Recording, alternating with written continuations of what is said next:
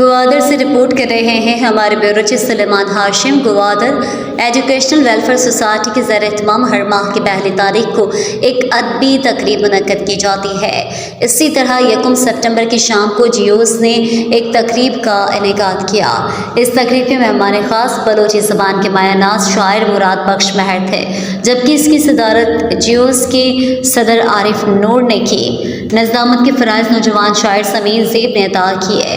اس تقریب کے پہلے حصے جو نثری حصہ تھا، اس بار صرف ادیب اور مشہور لکھاری رفیق زاہد نے ایک تاریخی ڈرامہ بت شکن پڑھ کر سامعین سے خطبات وصول کی۔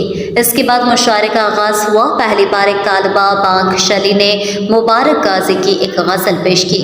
ان کے بعد رفیق رمضان اکبر خیال، سمیر زیب، عدنان ہمدرد اور آخر میں رزاق تحسین نے اپنا غزل پیش کر کے شرکا سے خطبات وصول کی۔ پروگرام کے آخری حصے میں مہمان خصوصی مراد مہر نے اپنا بلوچی کلام پیش کیا اور آج کی تقریب کے شرکا کا شکریہ ادا کیا۔